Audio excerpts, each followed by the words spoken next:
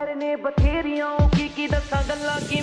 में तीसरा राज्य गोवा और उत्तराखंड के बाद गुजरात भी यूसीसी लागू करने जा रहा है। यूनिफॉर्म सिविल कोड जो अनुच्छेद 44 को शक्ति देता है, उसका most important topic intercaste marriage कि आज मैं एडवांटेजेस बताऊं।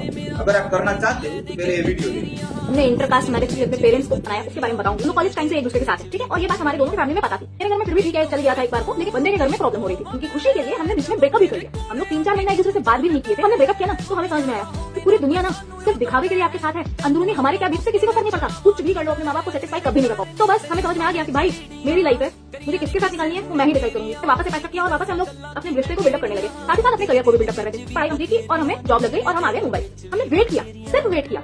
जैसे जैसे एज बढ़ती चली गई ना, वो हमारी खुशी के लिए करें ना करें, पर अपनी सोसाइटी में उनको जवाब देना था। भाई आपके लड़के की शादी नहीं हुई, भाई आपकी लड़की की शादी नहीं, वो जवाब देने के लिए वो हमारे पास आने लगे नए नए रिश्ते लेकर के। तो जब वो जितने रिश्ते लाते हम उतने रिश्ते कैंसिल कर देते। एट द एंड जब उनको समझ में आ गया कि हाँ भाई अब ये पर्टिकुलर टाइम हो चुका है, ये एज हो चुकी है कि शादी हो जानी चाहिए, तब उनको हुआ चलो जैसे तैसे निपटा ही देते हैं। ऐसा नहीं है कि हम लोगों ने एफर्ट्स नहीं डाले, हमें गाली नहीं पड़ी, हमें क्या क्या नहीं कहा गया है। गाली से लेकर के मर जाओ, तुम हमारी औलाद नहीं हो, तुम्हारे साथ हमारा कोई रिश्ता नहीं है, ए टू जेड जितनी चीजें हो सकती है ना, जितने हथकंडे हैं ना, उन लोगों ने सब अपनाए। साम दाम दंड भेद सब कर डाला हम लोग को कन्विंस करने के लिए। पर सेम चीज साम दाम दंड भेद हमने भी लगा दिया उनको कन्विंस करने के लिए। आज जाकर के वो लोग इतना तो रेडी हो गए कि हाँ ठीक है करा देते हैं। वाह दीदी, वाह दीदी। हाँ, तुम्हें इंटरकास्ट मैरिज फायदे बता रहा है। सामाजिक परिवर्तन जो विविधता में भी एकता बनाए रखेगा। पसंदगी की आजादी, देश तो 1946 में आजाद हो गया था, पर लोग फिर भी समाज के गुलाम बने रहे। सरकार की तरफ से 2.5 लाख तक की राशि कपल्स को दी जाएगी। पुलिस का प्रोटेक्शन और अस्पताल की सुविधा भी बनी रहेगी।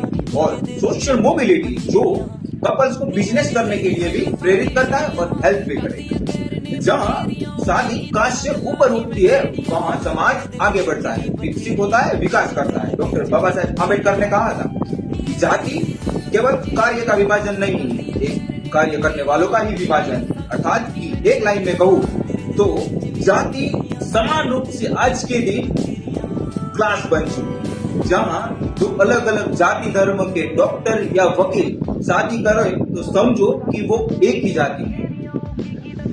धन्यवाद।